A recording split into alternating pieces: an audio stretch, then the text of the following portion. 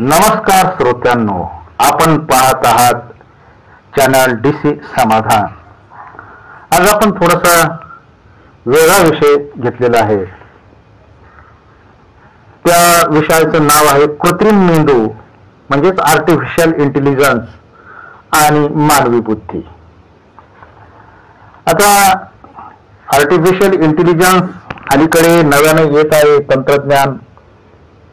या नवीन तंत्रज्ञानाचा मानवाला स्वीकार करायचा आहे केला.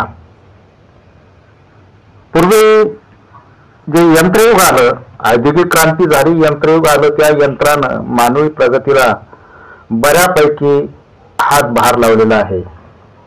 परंतु जगाची लोकसंख्या जशी जशी वाढत गेली, मानवाच्या गरजा वाढत गेल्या आणि तंत्रज्ञानामध्ये सुद्धा टप्प्याटप्प्यानं विकास होत गेला. संगणकाचं युग आलं, माहिती तंत्रज्ञानाचं युग आलं आणि आज आर्टिफिशियल इंटेलिजन्सचं युग आलेलं आहे. परंतु या युगाचा स्वीकार करताना, ह्या तंत्रज्ञानाचा स्वीकार करताना काही गोष्टींचा बारकाईने विचार करावा लागेल. या तंत्रज्ञानामुळे विकासाची कामं अतिशय सोपी होणार आहे किंवा झालेली आहे अनेक क्षेत्रामध्ये. मग ते वैद्यकीय क्षेत्र असेल, कृषी क्षेत्र असेल किंवा इंडस्ट्रीयल असेल. यामध्ये ज्या अनेक समस्या ज्या आहेत त्या समस्या अगदी कमी वेळेमध्ये त्या समस्यांचं निरसन होतं, प्रश्नांची उत्तर आपल्याला मिळतात. एखादा प्रकल्प असेल, एखादा प्रोजेक्ट जर असेल, तो प्रोजेक्ट लिहायचा असेल किंवा पूर्ण करायचा असेल किंवा तो प्रकल्प राबवायचा असेल तर त्यासाठी महिने लागतात, वर्ष लागतात. एखादा प्रकल्प लिहायचा असेल तर तज्ञांना त्यावरती अनेक पुस्तकं वाचावे लागतात. त्या अनेक पुस्तकं वाचल्यानंतर त्याच्यातून त्याचं कन्क्लुजन, अनुमान काढावं लागतं, निष्कर्ष काढावा लागतो. त्यासाठी काही दिवस जातात, काही महिने जातात आणि प्रकल्प पूर्ण होण्यासाठी वर्ष जातं. परंतु आर्टिफिशियल इंटेलिजन्सच्या ChatGPT सारखे वेगवेगळ्या प्रकारचे ऍप्स आलेले आहेत. यांच्या साह्यानं अगदी काही मिनिटात, काही तासात प्रकल्प पूर्ण होतो किंवा ते काम जे आहे ते काम पूर्ण होतं. म्हणजे ह्या तंत्रज्ञानाचा काम करण्याचा जो स्पीड आहे तो अतिशय प्रचंड अशा प्रकारचा आहे.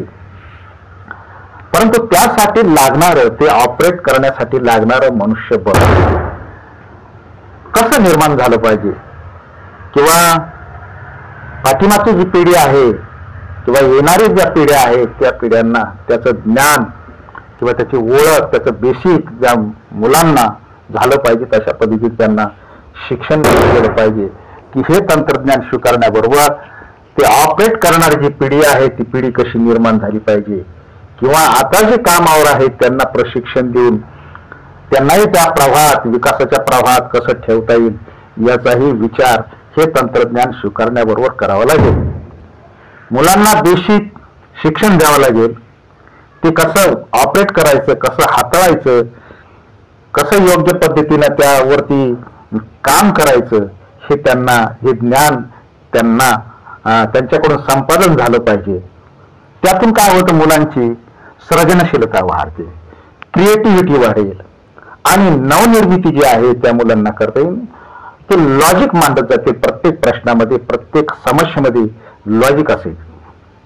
आणि म्हणून हा जो प्रवाह आहे, विकासाचा प्रवाह, आणि हे तंत्रज्ञान जे आहे याची योग्य पद्धतीनं सांगड घालावी लागेल आणि सर्वांचं हित त्यामध्ये होईल याचा विचार करावा लागेल. जसं पूर्वी शेतामध्ये काम करण्यासाठी मजूर, मग ती गव्हाची सोंगणी असेल, धान्याची कापणी असेल आणि ती कापणी झाल्यानंतर मग त्या मळणी मशीन मध्ये ते मळलं जायचं आणि मग ते धान्य तयार होऊन पोत्यात भरलं जायचं. वेगवेगळ्या प्रकारची पिकं काढण्यासाठी पारंपरिक पद्धतीने ती शेती केली जायची. त्यासाठी ते खळं करण्यासाठी, ते धान्य तयार करण्यासाठी जे असतं खळं म्हणतात, ते खळं करण्यासाठी बरेच दिवस लागतात. क्षेत्र जर जास्त असेल तर 5-10 दिवस लागतात. महिना पूर्वी खळे चालायची. बैलाच्या पायाखाली तोडवण्याची ज्यावेळेस पद्धत होती त्याच्यानंतर किसान नावाचं मशीन, मळणी मशीन आलं. त्याच्यानंतर मग हे हार्वेस्टर आलं, त्याच्यामध्ये मॉडिफिकेशन होत गेलं. त्यामुळे झालं काय की जे मजूर शेतात काम करायचे ते पीक काढल्यानंतर त्यांना 2, 4, 5, 6 पोते धान्य मिळायचं आणि त्यामुळे त्या कुटुंबाचं वर्षभराचं धान्याची गरज भागली जायची. आणि मग हे यंत्रयुग आल्यामुळं त्या मजुरांना दुसरं काम शोधावं लागलं. काय म्हणजे यंत्रयुग स्वीकारलंच पाहिजे. काळाचा तो महिमा आहे. काळ बदलला की आपण अडॉप्ट झालं पाहिजे, आपणही त्या पद्धतीनं समायोजन साधलं पाहिजे. तेव्हा सर्वांना सर्व्हायव्हल करता येईल. आणि म्हणून हे तंत्रज्ञान स्वीकारताना इतरांचाही सर्वांचाही त्या ठिकाणी फायदा कसा होईल आणि सर्वांचं हित कसं होईल याकडे लक्ष द्यावं लागेल असं मला वाटतं. दुसरा महत्वाचा मुद्दा असा आहे की जशी एखादी गाडी असते पहा, गाडी खूप चांगली आहे, व्हिडिओ कोच गाडी आहे, एसी गाडी आहे, परंतु ती गाडी चालवणारा माणूस जर चांगला जर नसेल ना तर गाडी कुठंतरी धडकल्याशिवाय राहणार नाही. तो जर नागमोडी चालवत असेल तर गाडी कुठंतरी धडकल्याशिवाय राहणार नाही. म्हणजे बसणारे त्यांच्या उद्दिष्टापर्यंत जाऊ शकत नाही. उद्दिष्टापर्यंत जर जायचं असेल, गाडी चांगली असणं उपयोग नाही तर तिला चालवणारा चांगला पाहिजे. आणि म्हणून हे जे आर्टिफिशियल इंटेलिजन्स टेक्नॉलॉजी आहे, ही टेक्नॉलॉजी वापरणारीची काही पिढी तयार होणार आहे किंवा जी माणसं तयार होणार आहेत किंवा तयार आहेत, तर त्यांनी ती योग्य पद्धतीनं त्याचा वापर केला पाहिजे. त्याचा गैरवापर होता कामा नये. असं जर असेल केलं तरच मानवी जीवन हे उद्दिष्टाप्रत म्हणजे त्या विकासाच्या उद्दिष्टापर्यंत सहज पोहोचू शकेल. नाहीतर मग हे तंत्रज्ञानामध्ये ऍक्सिडेंट झाल्याशिवाय राहणार नाही किंवा अपघात झाल्याशिवाय राहणार नाही. तो होऊ नये म्हणून ती व्यवस्थित योग्य पद्धतीनं त्याचा वापर झाला पाहिजे, ती चालवलं गेलं पाहिजे. नाहीतर असं होईल, औषध म्हणून घ्यायचं नंतर त्याचं विष व्हायचं. म्हणजे पेशंटला औषध दिलं जगण्यासाठी आणि त्याचा जर विषबाधा जर झाली तर मग ते औषधच विष होऊ शकतं. तशा पद्धतीनं हे मानवी जीवनाच्या विकासासाठी निर्माण केलेलं आहे, समाजाच्या हितासाठी निर्माण केलेलं आहे, पर्यावरणाच्या संवर्धनासाठी आहे. आणि त्याचा जर वापर गैरवापर जर झाला तर निश्चितच मग औषध विष झाल्याशिवाय राहणार नाही असं म्हणावं लागेल. ग्रामीण भागामध्ये एक म्हण आहे, हौसाना केला पती त्याला फुटली रगत पिती. म्हणजे नवरा केला, पती केला, कशासाठी? सुखासाठी केला, पण त्याला जर रगत पिती जर फुटली, तो जर आजारी पडला तर त्याचा उपयोग काय आहे? म्हणजे हे जर तंत्रज्ञान आहे, हे जर आपल्या सुखासाठी केलं, त्यानं जर दुःख निर्माण केलं तर मग मात्र समस्या निर्माण होऊ शकते. म्हणून हे तंत्रज्ञान जे आहे त्याचा वापर वेगवेगळ्या क्षेत्रामध्ये चांगल्या प्रकारे होताना दिसतोय, तो झाला पाहिजे. आणि ते वापरताना त्याचे फायदे तोटे पाहून तज्ञांचा सल्ला घेऊन योग्य पद्धतीनं त्याचा वापर झाला पाहिजे. कारण आर्टिफिशियल इंटेलिजन्स ही मानव निर्मित आहे. ते मानव निर्मित यांत्रिक बुद्धी आहे किंवा यंत्राची ती बुद्धी आहे. आणि म्हणून त्याने केलेले काम जे आहेत त्याचा काम करण्याचा योग त्याचा स्पीड जो आहे, वेग जो आहे तो अतिशय प्रचंड आहे. परंतु त्याने केलेले काम जे आहे ती काम मानवाच्या बुद्धीनंच कन्फर्म करून घ्यावं लागतील. कदाचित कधी कधी तो मानवालाही त्रासदायक किंवा त्याच्याकडून एक चूक होऊ शकते. आणि म्हणून मानवी मेंदू हा सर्वश्रेष्ठ आहे. निसर्ग आणि माणसाचा मेंदू हे सर्वश्रेष्ठ आहे. आणि याचा जो मेंदू आहे हा कृत्रिम मानव निर्मित असल्यामुळे मानवाला ती खबरदारी घ्यावी लागेल.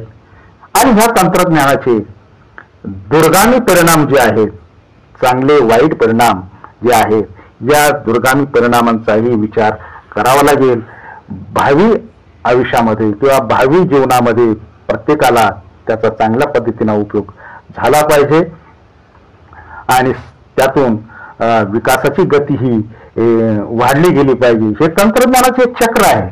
या चक्रात आपण जर कायम जर राहिलो तर मग आपल्याला मानसिक स्वास्थ्य कधी लाभणार आहे? मानसिक स्वास्थ्य जर आपल्याला मिळवायचं असेल तर ह्या तंत्रज्ञानाचा वापर विकासापुरता करून त्या चक्रातून बाहेर येऊन आपल्या कुटुंबाच्या चक्रामध्ये आपण आलो पाहिजे.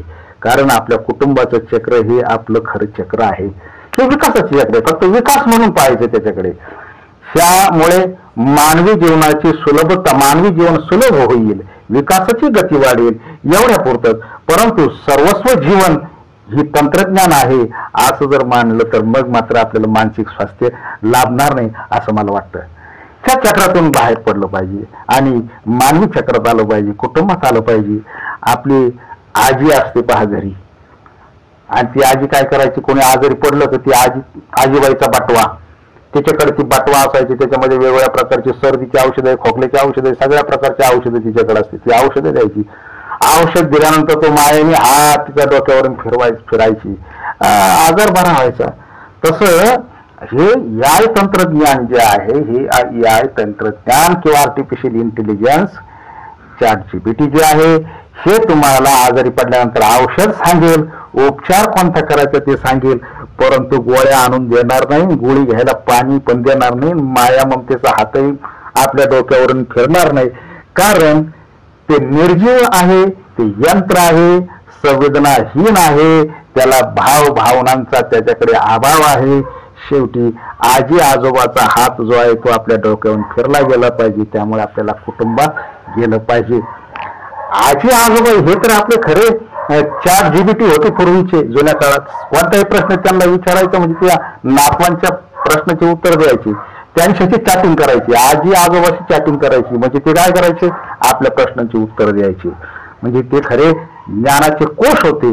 परंतु अलीकडे तर हे ज्ञानाचे कोश घरात नाही राहिले, ते डायरेक्ट वृद्धाश्रमात गेलेले आहे. असो, तो भाग वेगळा आहे. परंतु मानवी जीवन सुखी होण्यासाठी या तंत्रज्ञानाची मानवाने स्वीकार केला पाहिजे, परंतु त्याचे फायदे तोट्याचाही विचार केला पाहिजे. सारासार विचार झाला पाहिजे. हिताचा अहिताचा या दोन्ही गोष्टीचा विचार करून त्याची योग्य सांगड जर घातली गेली, म्हणजेच आर्टिफिशियल इंटेलिजन्स आणि मानवी मेंदू किंवा मानवी जीवन जे आहे यांची योग्य पद्धतीनं जर सांगड घातली तर निश्चितच जीवन सुखकर व्हायला मदत होईल आणि जीवन यशस्वी व्हायला मदत होईल. मित्रांनो, लेख आवडला असेल तर चॅनलला सबस्क्राईब करा, कमेंट्स करायला विसरू नका, लाईक करा. मी बऱ्याचशा कथेतून सांगितलेलं आहे की सबस्क्राईब करायला, परंतु सबस्क्राईब करण्याचा दर काही आपला वाढत नाही. लोक कथा ऐकतात, पाहतात, परंतु सबस्क्राईब करत नाही. आणि सर्वांना कृपया विनंती आहे की पुढचा भाग तयार करण्यासाठी तुम्ही सबस्क्राईब केलं तर लवकरात लवकर पुढचा भाग आपण तयार करून तुम्हाला तो व्हिडिओ सादर करण्यात येईल. नमस्कार.